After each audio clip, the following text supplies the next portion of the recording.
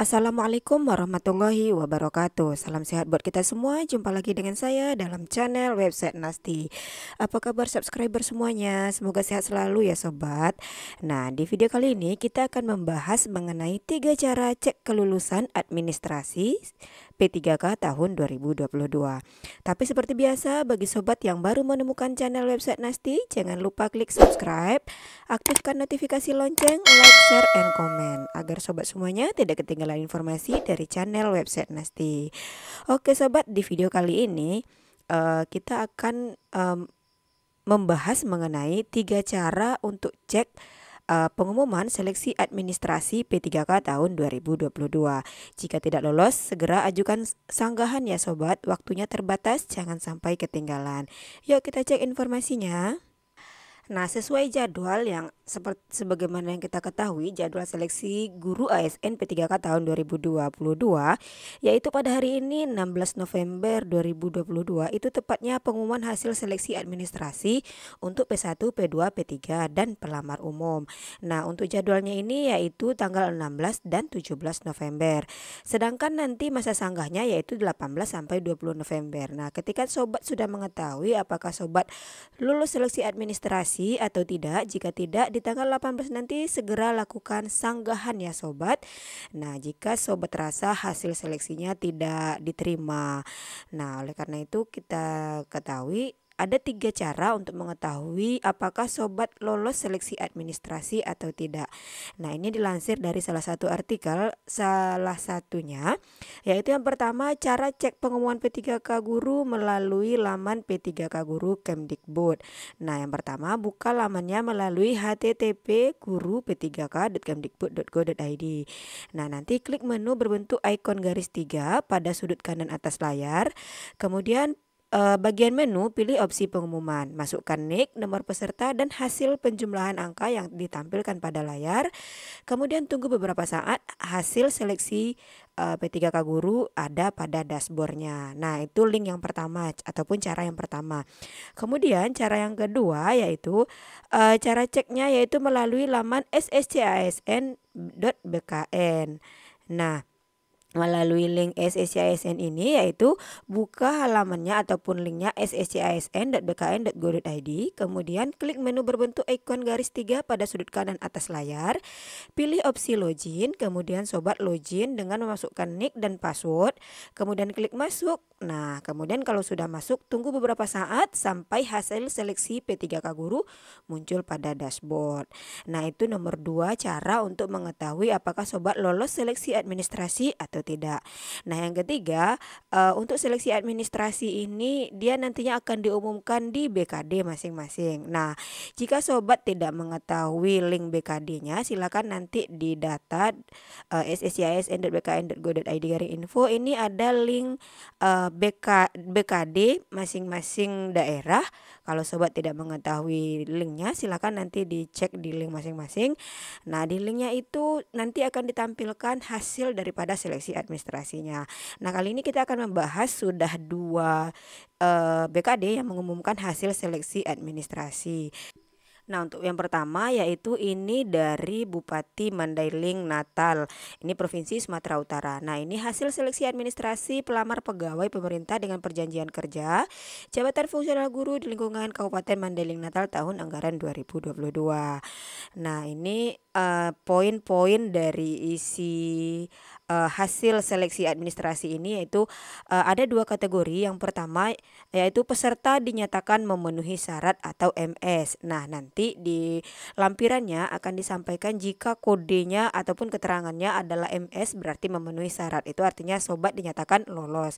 Nah, kemudian ada yang disebut dengan tidak memenuhi syarat atau TMS. Nah, jika nanti di statusnya keterangannya TMS berarti tidak memenuhi syarat. Artinya yang tidak memenuhi syarat jika dirasa memenuhi syarat boleh melakukan sanggahan pada masa sanggahan nantinya. Nah, untuk daftar namanya terdapat pada lampiran dalam pengumuman ini.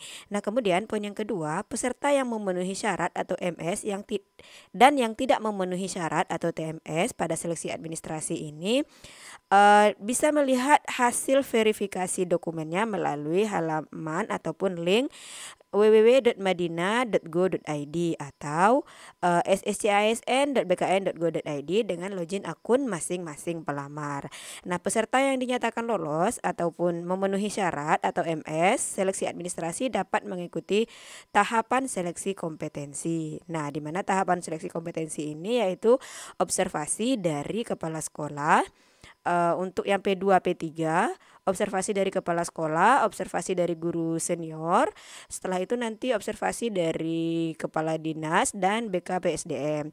Nah, kemudian untuk peserta yang tidak memenuhi syarat atau TMS atau yang tidak lolos seleksi administrasi diberikan waktu 3 hari. Hanya 3 hari ya sobat untuk melakukan sanggahan mulai dari tanggal 18 sampai dengan 20 November 2022 itu pada halaman sscisn.bkn.go.id dengan login menggunakan akun masing-masing peserta. Nah, jika yang TMS ini merasa dia memenuhi syarat, jika dia dinyatakan TMS maka lakukan sanggahan hanya waktunya 3 hari saja. Jadi manfaatkan waktu 3 hari tersebut untuk melakukan sanggahan.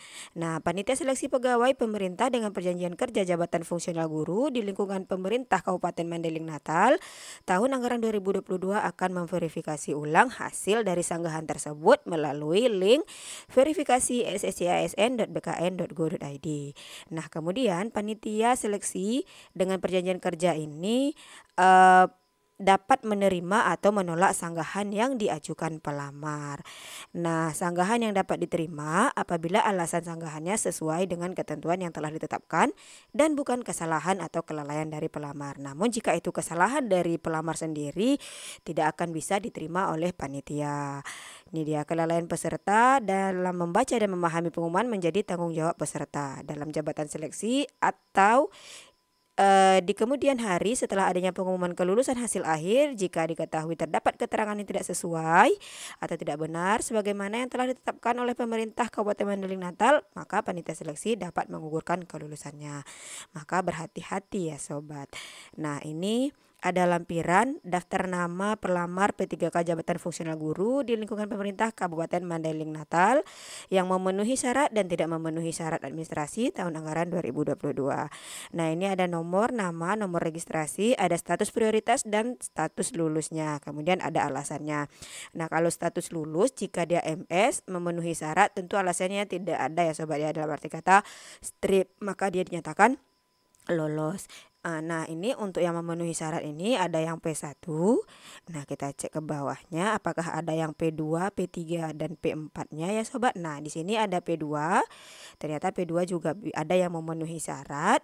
Begitu juga dengan yang P3 juga ada yang memenuhi syarat. Nah, kemudian kita cek yang P4 ada atau tidak ya sobat. Oke, kita tarik kursornya ke bawah. Masih P3. Oke, ternyata yang P4 enggak ada karena P4 ini dia menunggu hasil dari P2 dan P3, dan untuk di Kabupaten Mandailing Natal ini P4-nya tidak ada dalam kategori ini. Nah, kemudian ada yang statusnya keterangannya yaitu TMS. TMS ini tidak memenuhi syarat. Nah, ada alasan kenapa tidak memenuhi syarat. Nah, yuk kita cek salah satunya. Ini untuk yang P3 statusnya TMS atau tidak memenuhi syarat, ini jenjang pendidikannya tidak sesuai atau SMA. Nah, bisa jadi yang diminta itu adalah S1 bukan SMA. Kemudian ada lagi kualifikasi pendidikan tidak sesuai dengan persyaratan. Ada lagi yang alasannya program studi pendidikan tata niaga tidak bisa mengajar di IPS. Ada lagi jenjang pendidikan diploma 2. Nah, kalau untuk guru itu dia harus minimal S1 ya sobat. Nah, ini kita cek lagi.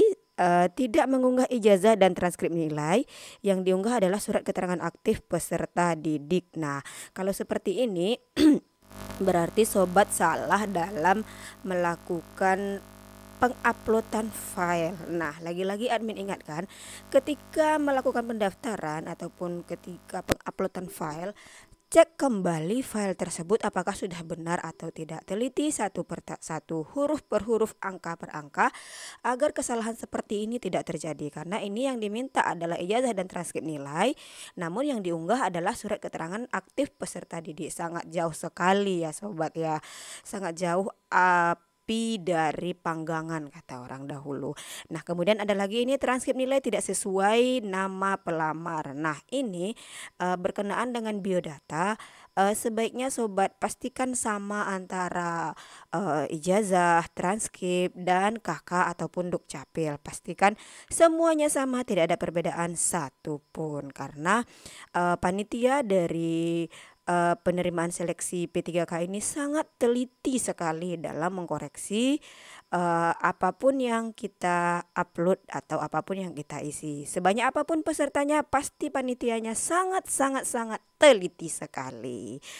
Oke, ini untuk Kabupaten Mandailing Natal. Yuk kita cek satu lagi, ini ada dari Bupati 50 Kota. Nah, ini hasil seleksi administrasi penerimaan pegawai pemerintah dengan perjanjian kerja jabatan fungsional guru di lingkungan pemerintah Kabupaten 50 Kota tahun 2022.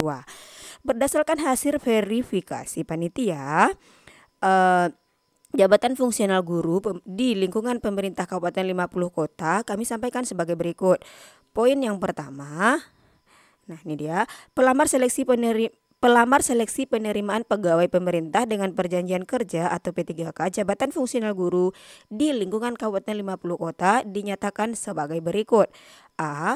Pelamar prioritas 1 atau P1 yang dinyatakan lulus seleksi administrasi berjumlah 339 orang. Nah, untuk P1 di Kabupaten 50 Kota yaitu berjumlah 339 orang. Nah, kemudian yang B, pelamar prioritas 3 atau P3 yang dinyatakan lulus seleksi administrasi berjumlah sebanyak 319 orang dan dinyatakan lulus sebanyak 6 orang. Nah, untuk di Kabupaten 50 Kota ini ada 6 orang yang tidak lulus seleksi administrasi. Nah, yang 6 orang inilah nanti yang berhak untuk melakukan sanggahan di waktu 3 hari tersebut. Nah, kemudian poin yang keduanya, pelamar yang dinyatakan lolos atau tidak lolos dapat dilihat melalui akun masing-masing pada website sscisn.bkn.go.id. Pelamar P1 yang sudah dinyatakan lulus seleksi administrasi menunggu pengumuman selanjutnya sesuai dengan jadwal yang sudah disampaikan sebelumnya. Itu untuk yang P1. Kemudian pelamar P3 yang dinyatakan lulus seleksi administrasi berhak mengikuti tahapan selanjutnya, yaitu seleksi kesesuaian ataupun observasi mulai tanggal 27 November sampai dengan 3 Desember 2022. Nah, untuk seleksi kesesuaian ini mulai dari observasi oleh kepala sekolah, guru senior, pengawas sekolah, kepala dinas, dan BKPSDM. Nah, pengumuman teknis terkait pelaksanaan penilaian kesesuaian akan disampaikan setelah masa sanggah selesai. Pelamar yang dinyatakan tidak lulus seleksi administrasi berhak melakukan sanggahan terhadap hasil seleksi melalui akun masing-masing pada laman website sscisn.bkn.go.id, yaitu mulai tanggal 18 sampai dengan 20 November 2022. Nah, ini ada 3 hari untuk melakukan masa sanggahan buat yang tidak lulus. Sanggahan yang diakomodir hanya terkait kesalahan pemeriksaan yang dilakukan oleh panitia dan tidak diperkenankan untuk memperbaharui, melengkapi atau memperbaiki dokumen yang sudah diunggah.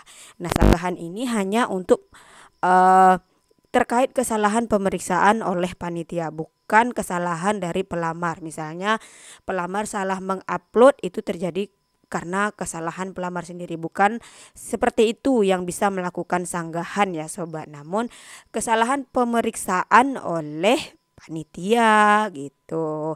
Nah, jawaban terkait hasil sanggahan pelamar dapat diumumkan melalui akun masing-masing pada laman SSCISN pada tanggal 21 sampai 24 November 2022. Pengumuman pasca sanggah akan disampaikan melalui website bkpsdm.50kotakap.go.id pada tanggal 26 November sebelum masa penilaian. Nah, apabila terdapat hal-hal yang tidak sesuai ditemukan, setelah pengumuman ini akan dilakukan verifikasi ulang dengan ketentuan yang berlaku. Keputusan panitia bersifat mutlak dan tidak dapat diganggu gugat. Nah, ini dari Kabupaten 50 Kota. Nah, baru 2 ini yang admin dapat. Buat sobat lainnya, sering-sering cek link SSCASN-nya ya sobat. Di situ nanti secara resmi langsung diumumkan per pribadi. Oke sobat, untuk informasi kali ini cukup sekian. Jika informasi ini bermanfaat, jangan lupa klik subscribe, aktifkan notifikasi lonceng, like, share, and komen. Terima kasih dan assalamualaikum warahmatullahi wabarakatuh.